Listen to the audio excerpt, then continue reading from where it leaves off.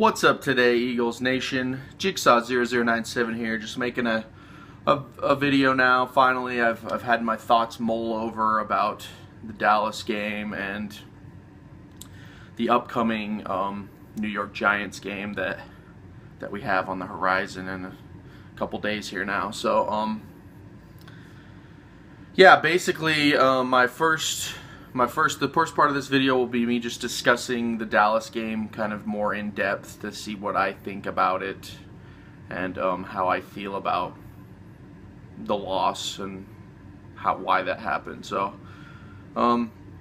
first we'll start with some positives. I mean, number one, Carson Wentz, he still looks like he is the real deal. And that dude, that's our dude, man. That's our special guy for the Eagles. We have a quarterback now, which is great. It's no longer a glaring need in my eyes.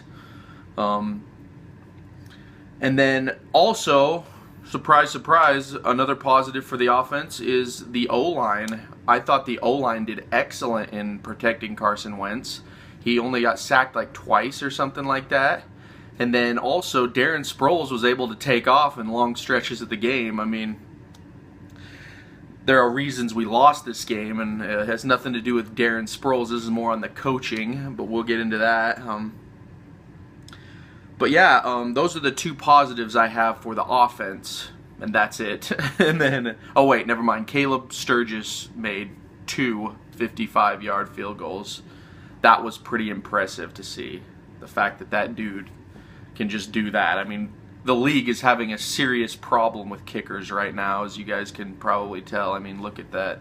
Look no further than that Cardinals-Seahawks game a couple weeks ago where they just both missed kicks in overtime. So I think the Eagles are set with kicking right now. At first I was nervous when we got rid of Cody Parkey, but this Caleb Sturgis has really come out and shown us that he could be our guy for quite a while. So that's good to see. And then we move on to defense. The defense looked very good as a whole. Really, they are still in the top three defenses in my opinion, because they come into these games against these supposedly like elite, amazing, unbeatable teams, like they did it with the Vikings, the Steelers, and now with even Dallas. Dallas is considered one of the best teams, if not the best team now in the NFC. So the Eagles came in and they just handled it pretty well for the majority of the game. I mean, they were holding Elliott down. They put pressure on Prescott. Prescott threw an interception to Jordan Hicks, which I love seeing that because he's starting to make picking off Dallas a trend with him, which I just love that guy. I'm so glad we have him. So that was fun to watch. But now we get into the negatives, guys, and unfortunately this game had a lot of negatives to it. We'll just start from the top here, the offense. I now think that the Eagles are going to have to relook at their entire receiving core. My last video I said where Josh Huff was arrested yesterday for having a gun with hollow points and marijuana, and he was speeding. Now, I don't really care about the gun thing. Everyone's freaking, oh, that's a gun. The gun thing, it's Philly, man. You got to protect yourself. The thing that's stupid is the weed. I mean, he's out there driving, smoking weed, and speeding. So that's the only reason he got pulled over, was because he was speeding. So we don't know what's going to happen with him. It's looking like it's going to get pretty serious, actually. They're saying about 3.5 years could be the minimum that he spends in prison. And if that's the case, you just cut him, okay? He's got to go. I mean, I know he's been showing up lately with the special teams. He had that great return against the Vikings, and then even in Dallas, he had like a big, like 60-yard return. But, you know, there's nothing you can do. There's roster spots that need to be filled.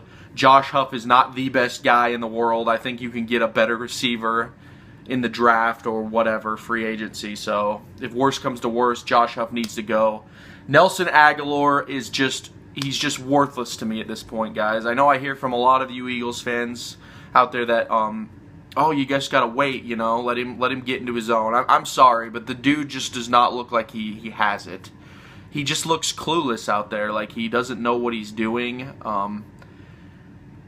That's just the receiving core as a whole. I mean, they like run the route first, and then they try to think about catching the ball. You're supposed to catch the ball first. That's the most important thing, is you got to just catch the ball, and then you worry about where you're going to run and all that. But they basically just are running the routes, and then they turn around and the ball's coming at them, and they're almost like surprised that it's coming at them. And Nelson Agholor is one of the biggest proponents of this, because he just looks like I've been saying all season, he looks like he's afraid of the ball. He doesn't actually want it thrown to him. I mean, the Detroit game, I mean, Carson Wentz did kind of throw a wild one there, but Nelson Agholor could have at least tried to make a play on it, but he didn't. So that's another. I mean, if it was like a guy like Dez Bryant or Julio Jones, they would have at least tried to make a play on it. So I don't know. I just think we can do better than Agholor, much better. And I know he's a first-round pick, but that doesn't mean anything to me. If you can trade him and get some value back, trade him. Just get him out of here. So yeah, basically the entire offense, in my opinion, when it comes to wide receivers, needs to be looked at. Another guy is Dorial Green-Beckham. I think we should keep him for another year just because we did kind of invest in him a little, but that dude needs to get it together as well. I mean, he had at least like 6 drops in the Dallas game that were just blatantly ridiculous. I mean, how do you drop those? They have one job, you know. You have one job to get separation and catch the ball, and they're not doing that. So it's really just frustrating. And then our tight end situation as well. Brent Selleck, the oldest guy on the team, is the best running back, or sorry, not running back, the best tight end that we have on this team, I think, from what I've seen. Because Trey Burton had that great game against Chicago, but now he hasn't been catching anything. He's been dropping almost every pass thrown to him. Zach Ertz is invisible. I'm convinced he's cast some sort of invisibility spell on him, and he's not found on the field anymore. He just doesn't show up. He doesn't create separation. He doesn't do anything. He doesn't even block. So Zach Ertz got paid this huge contract. You know, I'm ready to say, get him out of here. He's a Chip Kelly guy. I mean, we decided to give him a chance, but he's never the wide receiver, or he's never the tight end that needed to be on this team. We needed bigger guys and guys that can actually catch the ball and get separation. So, and then we move to the running back situation. Excuse me, where I think the running back situation is pretty bad as well. I mean, they have potential. I'll give them that. Ryan Matthews is not a bad running back. He just has an issue, and it's called fumbleitis. He basically will fumble the ball almost every game if you give him the ball too many times. It's just going to happen. This time, thankfully, we gave it to him in the beginning and he scored that touchdown, but we moved back to Darren Sproles, which I've been saying since they got him, really. When they got him in 2014, I remember the playoff game before against the Saints with Nick Foles, and we kept getting gouged in the running game by this number 43. I'm like, who is this guy? And then I looked, it's Darren Sproles, and so that was my first impression of the guy. I know he played for San Diego, but I didn't really watch football as much back then. But yeah, I remember seeing that guy, and I was like, wow, that guy's really good. And then in the offseason, we get him on our team, and I'm like, oh my gosh, I can't believe the Saints gave him up for like a 5th-round pick. And then right from that moment, I was like, all right, we have Shady McCoy, and we have this guy now, so we need to use them both equally. As you guys know, that didn't happen. Darren Sproles has been kind of like he shows up every now and then, and the coaches don't really use him that much. But this game, they finally used him, and look what happened. And I'm really pleased to see that Doug Peterson did come out and announce that Darren Sproles will be the starting running back going forward. So good news on that. And then you got Wendell Smallwood, which he has potential. Wendell Smallwood and Kenyon Barner, they're both, Kenyon Barner's not really a rookie now, but they're both young guys. They have a ceiling, or they can still soar, you know. They still got some growing to do. So I don't say get rid of them, but that was one of the things in the game that just pissed me off is, like I said, Sproles is doing so great, and then Peterson gives it to Smallwood for no reason to mix it up or some bull crap, and then what does he do? He fumbles it.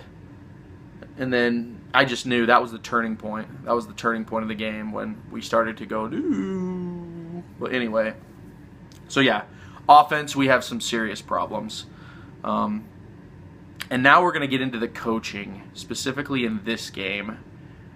The thing that drove me absolutely insane in this game, this Cowboys game, was just how conservative Peterson was the whole freaking game. I mean, you see this logo right here? That's an eagle attacking. And I don't see that from this team anymore.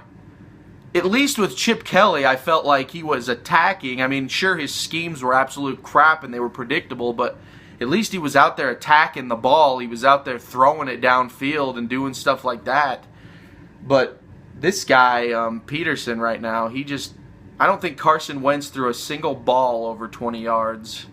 And that's really sad to see because, in my opinion, Carson Wentz is one of the premier quarterbacks in this league now, with the most ceiling. I mean, he's up there with like Andrew Luck now in potential.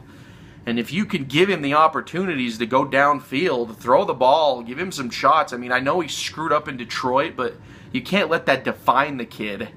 You gotta let him go again. And so they're really just neutering him at this point, I think.